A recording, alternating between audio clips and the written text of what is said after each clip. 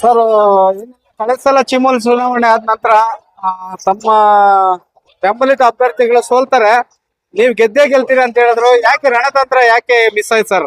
ಚುನಾವಣೆಯಲ್ಲೆಲ್ಲ ಗೆಲ್ತೀವಿ ಅಂತಾನೆ ಹೋಗ್ತೀವಿ. ನಮಗೂ ಸಹ ಉತ್ಸಾಹ, ಅಲ್ಲಿ ಮತದಾರ ಡೆಲಿಗೇಟ್ಸ್ ಅಂತ ಏನಿದ್ರು ಅವರ ಕೊಡ್ತಾ ಇದ್ದಂತ ಮಾತು, ಅವರ ನಡೆ ನುಡಿ ಎಲ್ಲಾನು ಸಹ ನಮ್ಮ ಅಭ್ಯರ್ಥಿ ಗೆಲ್ಲಿಸ್ತಾರೆ ಅಂತ ಕಾಣ್ತಾ ಇತ್ತು. ಹಾಗಾಗಿ ಆ ಉತ್ಸಾಹದಿಂದ ನಾವು ಸಹ ನೋಡ್ತಿದ್ವಿ. ಆದ್ರೆ ಚುನಾವಣೆ ಫಲಿತಾಂಶ ಆ, ವ್ಯತಿರಿಕ್ತವಾಗಿ ಸೋಲಾಗಿರೋಂಥದ್ದನ್ನ ನಾವು ಒಪ್ಕೊಳ್ಬೇಕಾಗ್ತದೆ.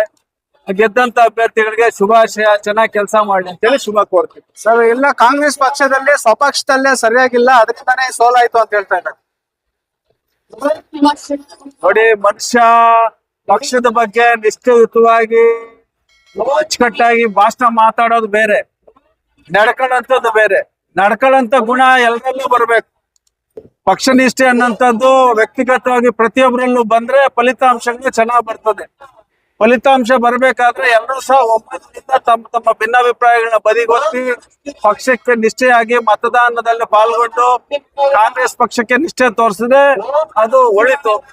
ಆ ರೀತಿ ತೋರಿಸದೆ ಬರೀ ಡಂಬಾಚಾರವಾಗಿ ಮಾತುಗಳ ಮೂಲಕ ವೇದಿಕೆಗಳಲ್ಲಿ ಇಲ್ಲ ಎಲ್ಲೋ ಒಂದ್ ಕಡೆ ಸಮೂಹ ಸೇರಿದಂತ ಸಂದರ್ಭಗಳಲ್ಲಿ ಭಾಷಣ ಬೀಗೋದ್ರಿಂದ ಕಾಂಗ್ರೆಸ್ ಪಕ್ಷ ಉದ್ಧಾರನೂ ಆಗೋದಿಲ್ಲ, ಕಾಂಗ್ರೆಸ್ ಕಟ್ಟೋದಕ್ಕೂ ಆಗೋದಿಲ್ಲ.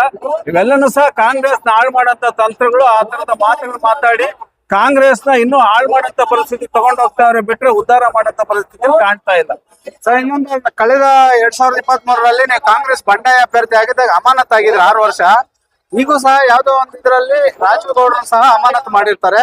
ಈಗ ನಿಮ್ಮನ್ನ ತಗೊಂಡಾಗೆ ಕಾಂಗ್ರೆಸ್ ಪಕ್ಷ ಅವ್ರನ್ನ ತಗೊಳ್ಳೋದು ಸರ್ ವಾಪಸ್? ನೋಡಿ, ನಮ್ಮನ್ನ ಅಮಾನತು ಮಾಡಿದ್ದು ನಮ್ಗೆ ಕಾಂಗ್ರೆಸ್ ಪಕ್ಷದ ಚಿಹ್ನೆ ಕೊಳ್ಳಿಲ್ಲ ಅಂತೇಳಿ ನಾವು ಸ್ವಾಭಿಮಾನದಿಂದ ನಮ್ಮ ಬಂಡಾಯದ ಅಭ್ಯರ್ಥಿಯಾಗಿ ಜನಗಳ ಹತ್ರ ಹೋಗಿ ನಾನು ಮತಭಿಕ್ಷೆನ ಕೇಳಿ ನನ್ನ ಸ್ವಾಭಿಮಾನನ ನಾನು ಉಳಿಸ್ಕೊಂಡಿದ್ದೀನಿ.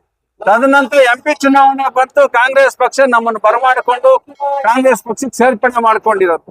ಇಲ್ಲಿ ಬಾಯಿ ಚಟದಿಂದ ಇಲ್ಲ ತನ್ನ ನಡತೆಯಿಂದ ನಾನು ನಡವಳಿಕೆಗಳಿಂದ ಅಮಾನತಾಗಿದ್ದಂಥದ್ದಲ್ಲ. ಆ ನಡವಳಿಕೆಗಳಿಂದ ಆಗಿರುವಂತದ್ದು ಎಲ್ಲಾನು ಸಹ ನೀವು ನೋಡಿರ್ತೀರಿ. ಹಂಗಾಗಿ ಅದು ಪಕ್ಷದ ವರಿಷ್ಠರಿಗೆ ಬಿಟ್ಟಿದ್ದು, ಅವ್ರನ್ನ ತಗೊಳ್ಳಂತದ್ದು ಬಿಡೋದು, ಪಕ್ಷ ಕಟ್ಟಂತದ್ದು ನಮ್ ಕೆಲಸ ನಾವ್ ಮಾಡ್ತಾ ಹೋಗ್ತೀವಿ. ನಮ್ಗೆ ಏನು ಮೌನವಾಗಿ ನಿಮ್ ಕೆಲಸ ನಿಮ್ ಮುಂದುವರಿಸಿ ಅಂತ ಹೇಳಿದ್ರೆ ನಾವು ಅದನ್ನ ಮಾಡ್ತಾ ಇದ್ವಿ. ಮುಂದೆ ಚುನಾವಣೆಗಳಿಗೆಲ್ಲ ಒಗ್ಗಟ್ಟಾಗಿ ಹೋಗ್ತೀರಾ ಅನ್ನೋದು ಇವಾಗ ಗೊಂದಲ ಆಗ್ತಾ ಇದೆ ಸರ್, ಅದ್ರ ಬಗ್ಗೆ? ಅಲ್ಲ, ಒಗ್ಗಟ್ಟೇನು ಏನಿಲ್ಲ. ಇಲ್ಲಿ ಮುನಿಯಪ್ಪ ಪುಟ್ಟ ಆಂಜನಪ್ಪ ಇಬ್ಬರ ಮುಖಂಡತ್ವದಲ್ಲಿ ಚುನಾವಣೆಗಳಾಗ್ತದೆ. ಅದಕ್ಕೆ ಕಾಂಗ್ರೆಸ್ ಪಕ್ಷ ಆಶೀರ್ವಾದ ಮಾಡ್ತದೆ. ಈಗ ಅವ್ರನ್ನಾಗ ಈಗಾಗಲೇ ಅಮಾನತ್ ಮಾಡಿರೋದ್ರಿಂದ ಅದರ ಪ್ರಮೇಯನೇ ಇಲ್ಲ. Okay sir, thank you.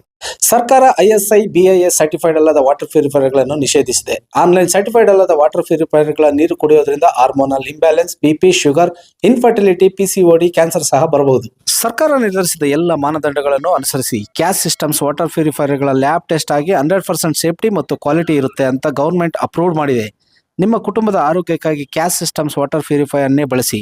ನಮ್ಮ ಕನ್ನಡ ಮೈತ್ರಿ ನ್ಯೂಸ್ ವಾಹಿನಿಯನ್ನು ನೋಡಿ ಕ್ಯಾಸ್ ಸಿಸ್ಟಮ್ ವಾಟರ್ ಪ್ಯೂರಿಫೈಯರ್ ಖರೀದಿಸುವವರಿಗೆ 10% ರಿಯಾಯಿತಿ ಕೊಡಲಾಗುವುದು. ಪ್ರೀ ಡೆಮೋಗೆ ಸ್ಕ್ರೀನ್ನಲ್ಲಿ ಕಾಣಿಸುತ್ತಿರುವ ಫೋನ್ ನಂಬರ್ ಅನ್ನು ಸಂಪರ್ಕಿಸಿ.